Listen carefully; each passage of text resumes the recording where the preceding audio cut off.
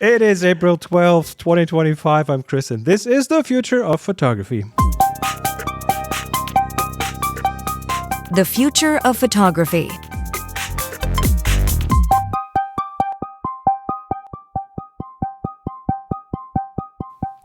And we're back. 3 of us. Yay! Hello. I'm so happy. How have you guys been? Other than doing shows, just the two of you. That's a very complicated question. Yes. But Okay, I'm not talking about the State of the world. the state of the world. I'm talking about just you personally. Super good. Okay, that's good to hear. Okay, Yeah. Adrian is silent. Okay. Sorry. Okay, well, I was just leaving time for other people to express themselves, so I was expecting Jeremiah's super good to be just a little bit longer, but that's okay. There's 3 of us today. We'll get back in the swing By of the way, things, there right? is irony in the one word. We're all friends here, right? We'll get back in sync, right, won't we? And everything will Back in flow sync nicely. and then out of sync again, because I'll be doing the Eastern European photo road trip starting in the middle of the week that follows this one, and then I'll have things to tell and to talk about when I'm back.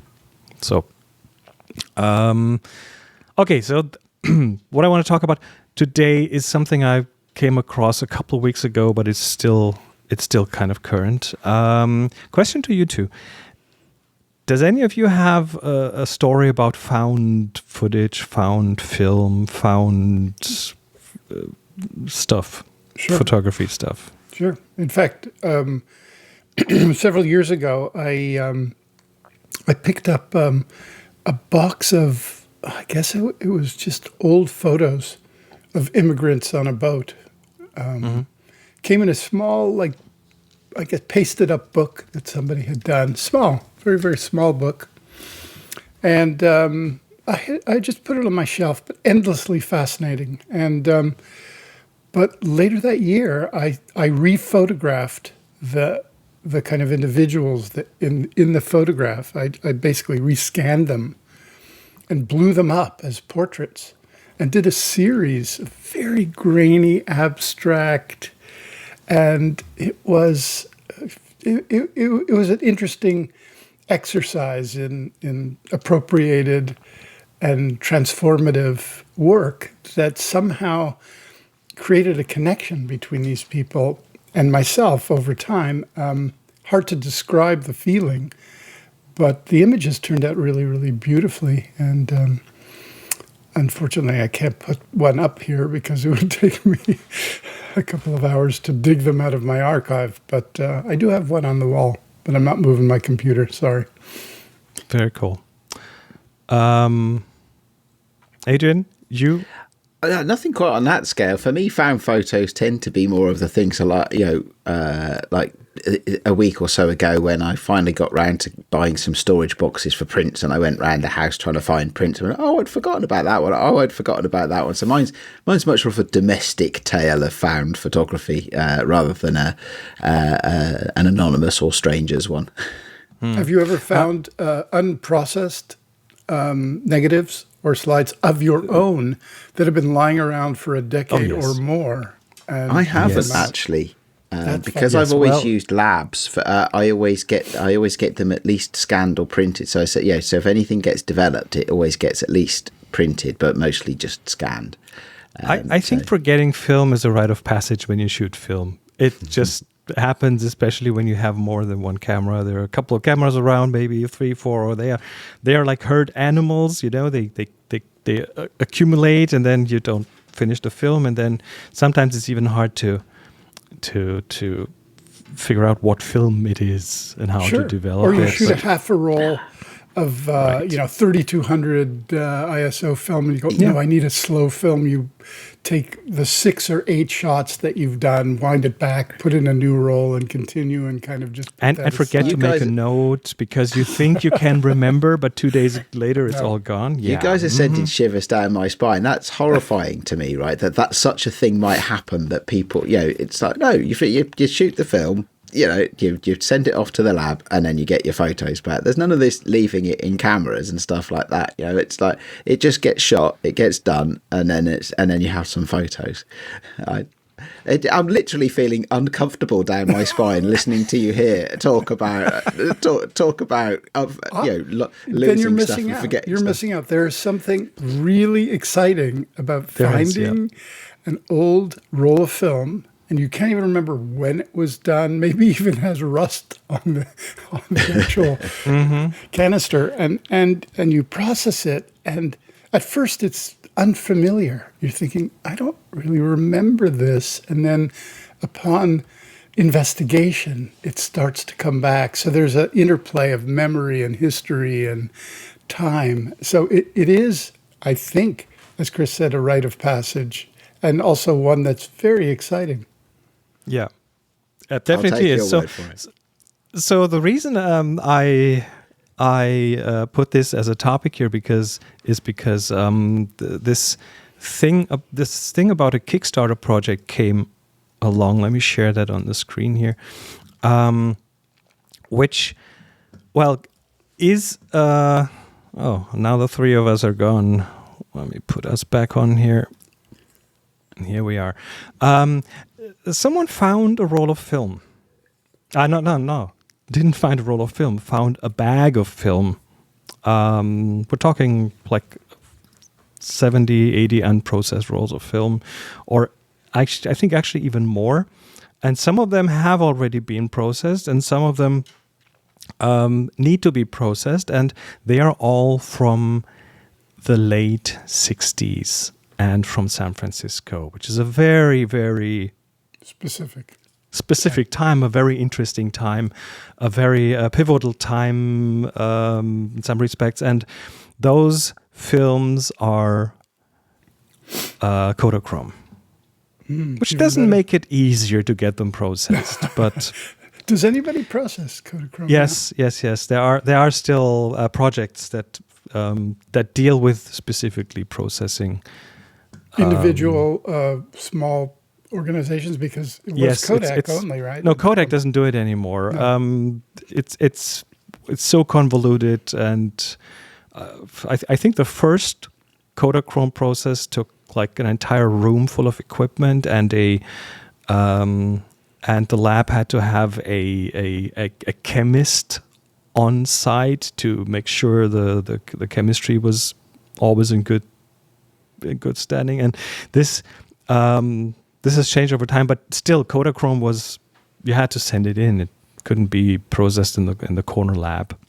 I don't know if both of you agree or have a lot of experience in shooting Kodachrome, but in my evolution as a photographer, because I'm older than you, I loved Kodachrome more than any film I ever shot. It was the most exciting. Part of it was, at that time, I was shooting and processing my own film. But because I couldn't do Kodachrome, there was that anticipation, the drugstore waiting period, where you send it in. And it would come mounted and beautiful, and you can actually look at the layers on the actual film. But the colors, and you could see a reproduction of them somehow, the saturation, especially with red. It was really transitional from reality to a certain heightened reality, and so sharp, especially Kodachrome 25. It was amazing. So the story behind this project is, again, in the 1980s, a bag was discovered, and it was hundreds of rolls of film, dozens of pages of color slides, and someone bought that and sold it to a collector. That then reached a couple of Bay Area historians in the 80s, and they started to develop some of that film. And it's the Bay Area. It's again that time, and the thing is, there are so many good stories, and that person who shot it was so close to many interesting and important events, and no one knows who that person was. So they are now trying to figure out. Well, first of all, they're trying. They have a Kickstarter. I think it's already beyond funding, and they are developing those films, and they are trying to do a bit of detective work with the community to find out who that photographer was. And some of that story reminded me of the Vivien Maier story, which we're all familiar with. I think there's not even as opposed to the Vivien Maier story, which I guess many people have heard of by now. I don't think there's even a selfie of that person in there. Vivien Maier left a lot of selfies, a lot of reflections and stuff, and that person did not. And no one knows who that is. So they're now looking at figuring that out with the help of the community. And do you think that there is a kind of an in here with AI, face recognition, processing to find the exact day that these things were done? This very, very specific. I have a feeling that maybe not on all the images, but on several of them, you could probably find exactly the date and time that they were shot. How would you do certainly that? Can. You certainly can for at least some of them, because some of them have been taken at very specific events that have been recorded and photographed from other angles and so on. Yeah. Yeah, no, from that sort of thing, yeah, and if there's an official record of a particular event for whatever reason, but it's curious to me how you might actually use an AI to understand more generic stuff, because there's no records for an AI to draw upon, is there? That's that. Well, I have to say, let's just why not? Yeah, let's just say, for example, that you processed. Oh, shit. I apologize. Say hello. I'm sorry. I did put it on silent, but fail. I think that if you processed, say, 1,000 images and tried to find one or two faces that reoccurred, as in they are friends or they're adjacent, and that repetitive, and then started to investigate that person, that adjacent person, maybe that draws you back to a community. And I mean, speaking of the time, Summer of Love, all these, that's around that time. So there were a lot of people in San Francisco. There are a lot of people that have been documented in one way or another. So there is a lot of material and a lot of public material. So if you train things well enough, then there might be ways to make connections in an automated fashion. It's incredibly interesting to me in a way that, hopefully this isn't contentious, but in a way that the Vivien Maier archive isn't really very, interesting to me. It is. To you? To me, it's a curiosity to me. But this is something that seems to be documenting an important period of social change, or at least social activism, and there are, from what I've seen, there are clear identifications of famous people, not just people standing on podiums talking to crowds, which of course there's several of, but also people who later became more well known in the world of social activism, who are just spotted in the background of photographs and stuff like that. Well, we saw Tim Leary in one of those, a few captures of him. So that sort of thing is interesting to me, but also because I guess they may have been a bit selective in what they've chosen to share as part of the Kickstarter and the YouTube videos and things like that. But it does seem to me that it is deliberately a collection that is documenting a period of excitement and change and activism and stuff like that. So it appears to me to be it could become quite a coherent historical record in some way, shape or form. I think it has two very compelling aesthetic and historical values. Is one is what you just said. In other words, the historical record of that moment, the feeling of it, which was very, very specific. those of us I was young, but participated, there was that exuberance or hope, or that kind of thing that does not exist right now, parenthetically. But also there is the challenge of like the forensic exploration of images in solving a historical problem or challenge, and using today's tools. Because obviously, years ago, that could never have happened. But today, what's the common thread of, many thousands of images? Whether it's people, the weather, time, place, who was there, all of that. And it's not necessarily easy. I remember just a few years ago when I scanned a whole carton of glass plates, negatives from my family from a couple of generations, and I had a hard time sometimes figuring out who is who in those pictures. I had to go to my parents, and then there was a lot of guesswork, and could this be Uncle such and such, and we don't really know. And so even with a material that you should be somewhat familiar with, it's not easy. So that could be an interesting puzzle, yeah. But especially now with face recognition and the ability, I've seen these new, quote, police sketches where they do an initial sketch and they use AI to make a vivid, realistic photograph of a person who they put out, a wanted poster that is absolutely clear. Now, who knows if the AI is actually doing an accurate job, Save that for somebody who's like, what? It wasn't me. But those kinds of age transitions, we've seen that. In other words, you take a photograph of one of the recognizable people there, age them up appropriately using AI, and then running a face recognition to and through to find that person. And with the amount of people in the photographs, I have a feeling you'd land a few lucky ones. But we still want to know who is the photographer, and that might be the really tough one. By the way, with enough recognizable people, there's a possibility that there was a connection. Or with figuring out exactly where that person was standing when they took the photo and which direction they were looking, you might be able to match that to other photos that might have that person on it. Exactly.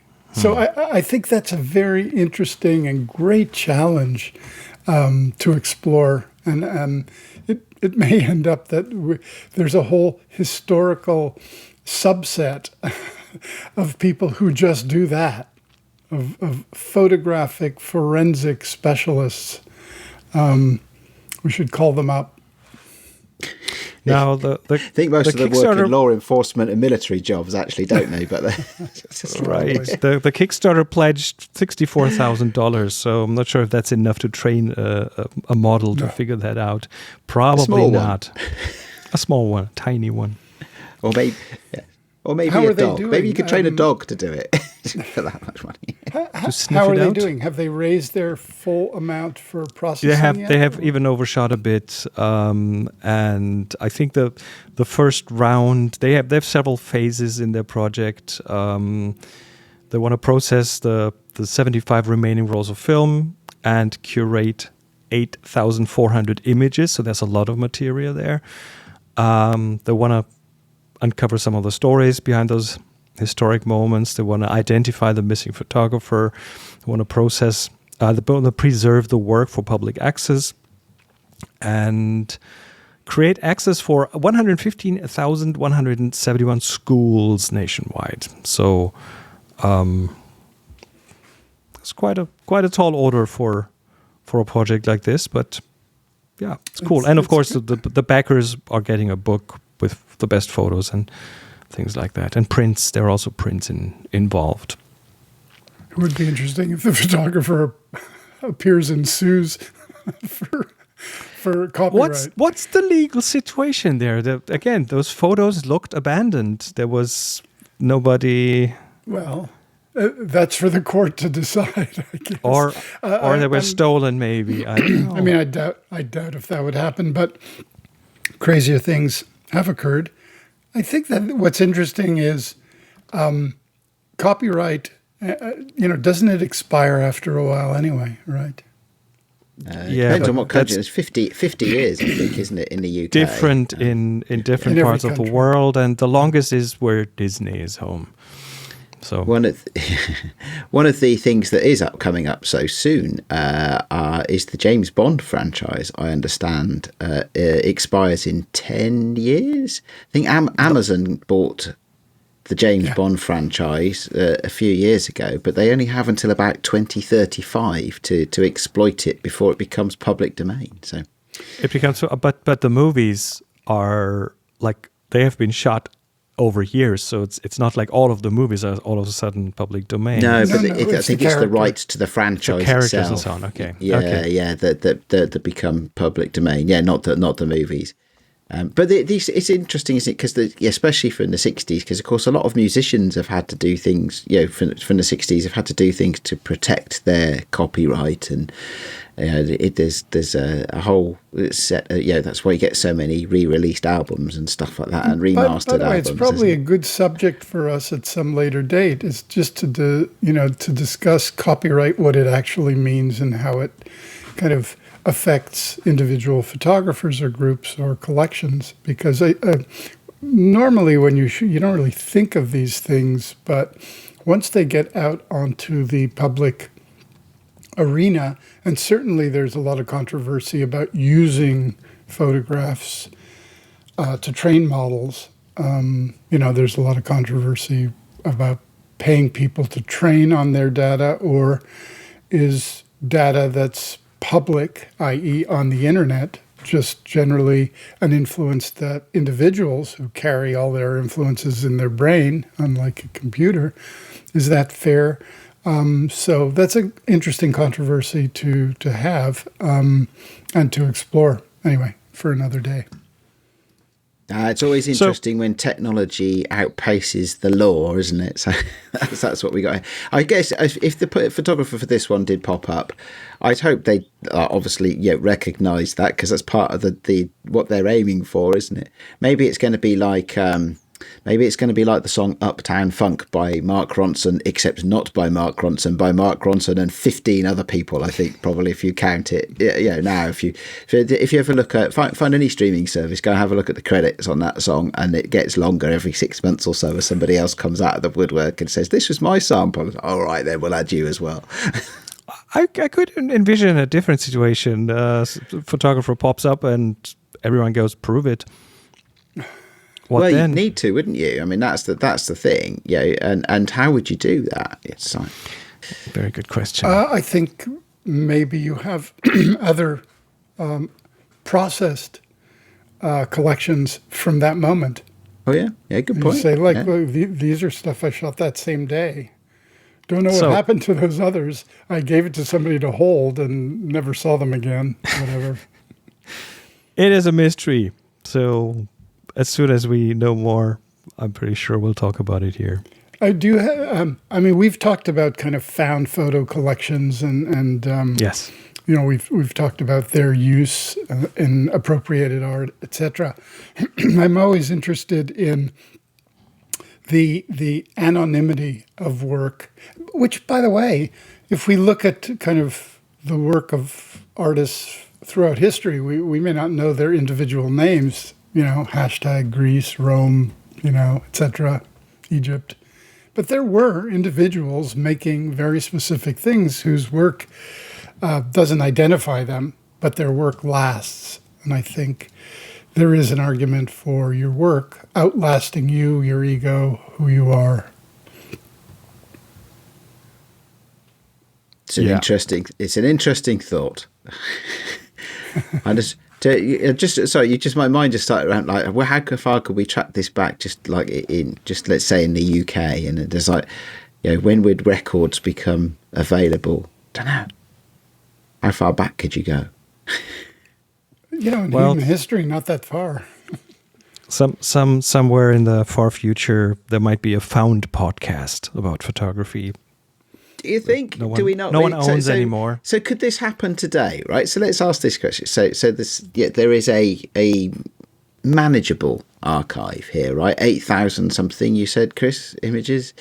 I think that's so. That's manageable. Are we not supposed to be in a period of time that will eventually be lost because the signal to noise ratio is so terrible, and because nobody backs up their digital stuff, and so it'll all get lost, in the, I don't know, when they take the tech billionaires and put them up against a wall and burn the data centers and all of that sort of stuff, stuff that's happened sort of in the next 6 months in Jeremiah's country at least.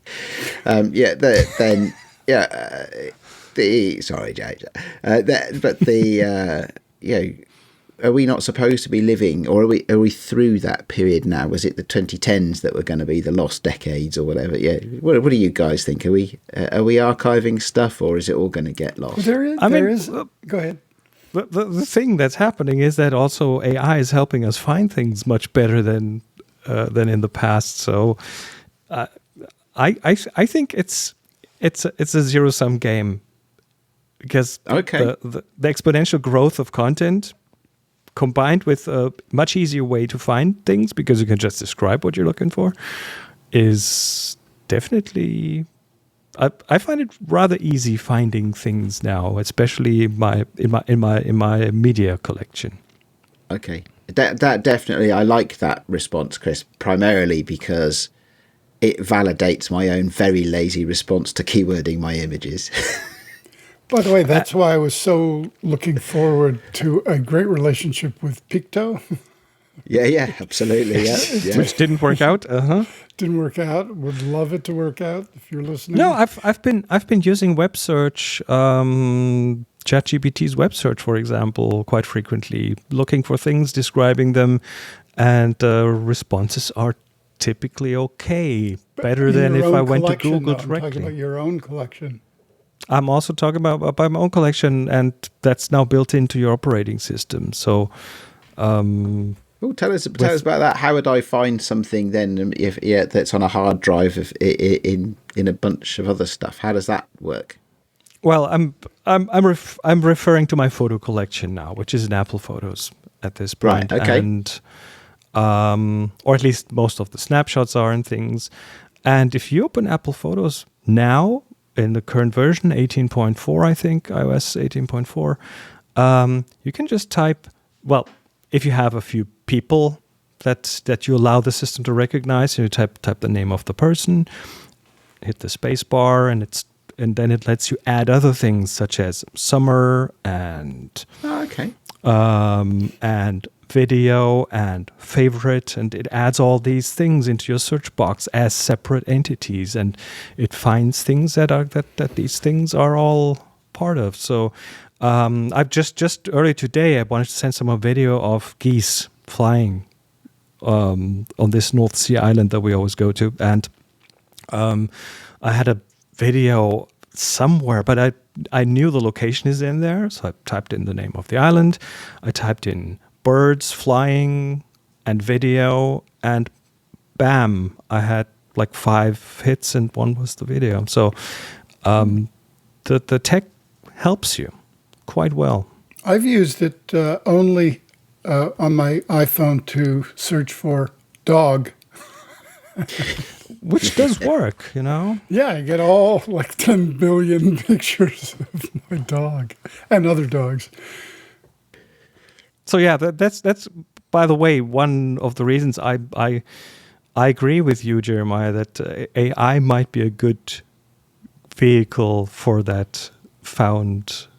It just seems to me there's so much information in this collection that there's got to be some common thread that points to a very specific target. I don't know where, when, how, but especially as AI is really good at finding patterns in a lot of data. Yeah, exactly what I'm saying. This is sort of what it's built for. is to identify the commonality of patterns and where and when and how. And if you continually kind of narrow the focus, instead of photographs of a crowd of thousands, narrow it to a crowd of hundreds, and then try and get more and more intimate. So there is maybe a moment where there were 6 or 8 people in an environment that had split off, and they may be able to be related to public images that are out there that were taken at the same time, and that's how you connect the people. You know what I have in front of my inner eye right now? One of these scenes from a movie with this wall and those red strings connecting pictures and little snippets of newspapers and so on. That's the kind of thing the AI does in its inner brain, right?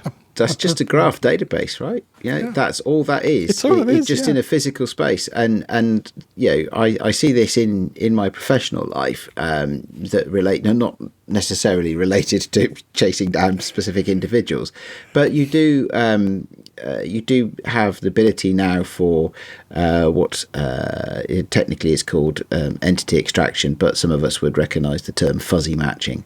And the computer software actually could, you could, if somebody went through each of those images in this collection and they pinned down as many attributes as they could, so maybe some of them you could pin down the location, maybe some others you could pin down the date, and then using your face identification, you could actually quite easily. I mean, it's effort, but the technology exists. Sure, clothing. To say, okay, well, this person was at these events on these days in these places and stuff like that, and you could start to build some of those red threads, Chris. That has crisscrossed the room and the board. You could start to build some of those, and when you build a graph database like that with different types of relationships, like person was here or whatever, actually that's how a lot of analytics is done today. So. Well, as I'm sure you know. A specific item of clothing that is non-generic, like somebody paints something on a T-shirt that may. Oh, you mean in the Summer of Love they didn't have all Walmart clothing? Exactly. Yeah, there wasn't as much branding as there. Not everything had a silhouette of Michael Jordan on it in the 60s. Yeah. So you have an AI that compares tie-dye patterns. Mm-hmm. But that's a way to do it, honestly. You could, I would think that's crazy, but if people were doing their own tie-dye, everyone is a little bit different. If you go like that tie-dye shirt, find it, and you send it out, an agent out there to find images with that tie-dye shirt, and you get, say, 50, not 10,000, and you start to kind of pull those threads together. I think there's a lot of interesting forensic processes, and maybe this is our new company. Yeah. We're open for business. It's an adjunct of. Maybe you could solve cold crimes, right? Like, who did shoot JFK? Oh, well, it was the fella in the tie-dye top, right? That's in all the photos in the background that nobody ever spotted until now. Okay, this found slides and films project will yield unexpected results. Maybe that's what we can agree on. I think we can. All right, is it time for some picks? Sure. Good. Let me see. I do have a few queued up here. Light in the Underworld. What is? Yeah, so this is a book I haven't found yet. I'll try and find, by the time we get to the compiling the show notes, I'll try and find a better example link for this that has actually some images.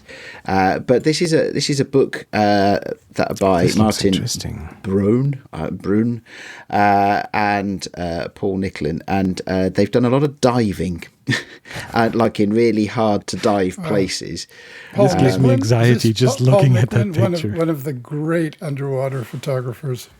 Sorry, say that again, Jim. Paul Nicklin.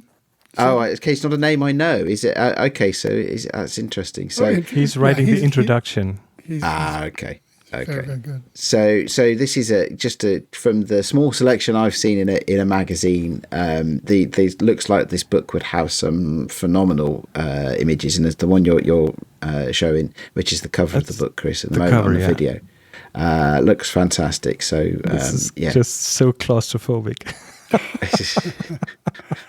Yeah, I'm not but going. amazing looking. Amazing looking. I'll send the drone in.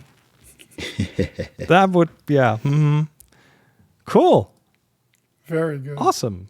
So I did, I brought something that fascinates me. So Ethan Moses, Camera Dactyl, you might have heard of him. He, I found out about him because he 3D printed large format cameras and sold them.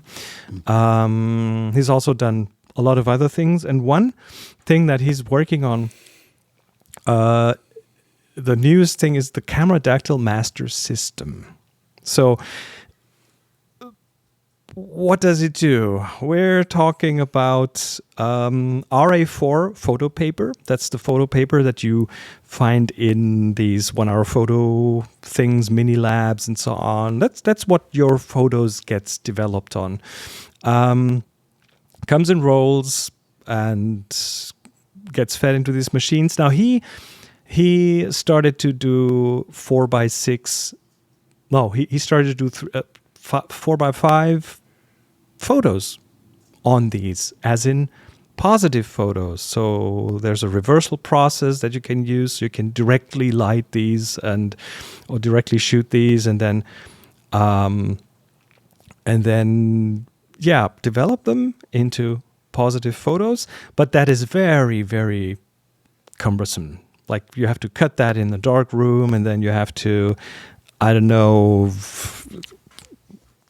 it's a lot of work. So what he did, he developed a system where you take these rolls that go into these mini labs and put them in a special magazine. And that magazine holds one of those rolls, and on one end of it, it is compatible with Graphlog, with like large format backs. So you can put it on any large format camera and expose it. And these rolls of film, these rolls of paper hold 106 photos. So you have a magazine, a large format magazine of 106 photos. Now, that's not all. How do you develop that stuff? Well, he built a modular processor that you can just, by daylight, just connect that magazine, and the film gets pulled through and goes through all the different steps that you have to do to develop that in that process. And in the end, your photos come out. And it is a really interesting kind of project. Colors are a bit wonky, but that's what happens when you experiment with reversal processes. But it does work. And he's now finding ways to sell that, to get it in front of people. I think he's initially just selling all the self-portraits that he did during his process, and then he might sell the plans, because it's all 3D printed. He probably will sell the plans to others who will then manufacture it and so on. So a really interesting project. Just imagine a large format camera with 106 roll of 106 magazine in the back. And being Ethan as well. So I do know Ethan slightly. He's been a guest on the Sunny 16 podcast in the past. He is very clever, and he is very determined as well.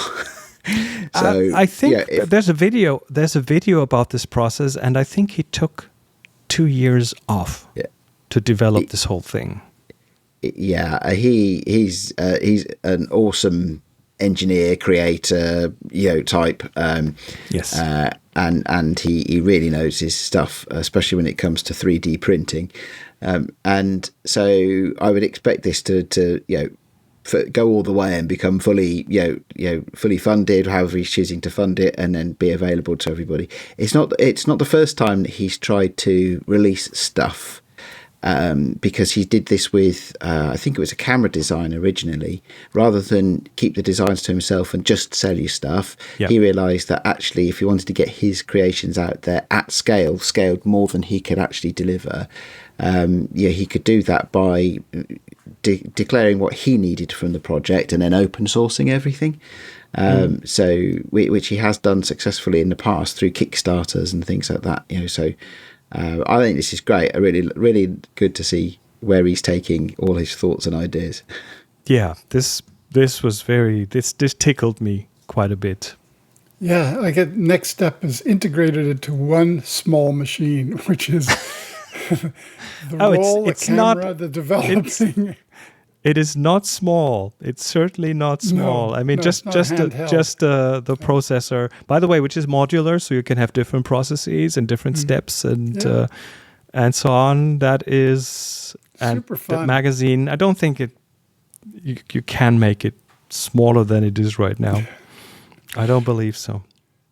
Anyway, that's my contribution. And last but not least, Erwin Blumenfeld. Since we're talking about photographers and their processes, this is I bring you a photographer whose work is significant, interesting, overlooked, and worth appreciating and worth a dive, especially in the light of what we start to see, I guess, with AI and image creation. But he was doing it analog and quite a visionary, technically and aesthetically. So definitely worth looking at. I mean, I knew him from his fashion work, but he's done a lot of other kind of experimental, multi-framed and multi-exposed imagery. And mixed media and things. Media, Yes. Really fascinating and unique. And, you can't really say, oh yeah, his work looks like X. He's a unique... This doesn't look like anything I'm familiar with. Well, even if it did look like X, it would have been that X was influenced by him. I mean, because if you look at the dates on some of this stuff, it's quite early stuff, isn't it? Yeah. So I bring this to the attention to our listeners and viewers that here's a artist worth looking at. Mm-hmm. Awesome. Cool. Very cool. And there's an exhibition going on. No, actually, that was from last year. Just over, yeah. Anyway, that's cool. Thank you very much. So, here's the three of us. I think that brings us to the end of this episode. If anyone has any lost film stories, let us know. Talk to us on our Discord. Or process in the show notes and post them. I'll process it. This is, by the way, how I learned to do stand development of black and white film, because I had 3 films and I didn't know how they were exposed, and so I just found the most equalizing development, and all 3 came out well. So there's methods to the madness. Mm-hmm. All right, that's it for now, and we'll be back soon with more. Until then, everyone, take care and bye-bye. Bye. You've been listening to The Future of Photography. Join the discussion on our Discord, find the show notes and all episodes at thefutureofphotography.com, and subscribe wherever you listen to audio.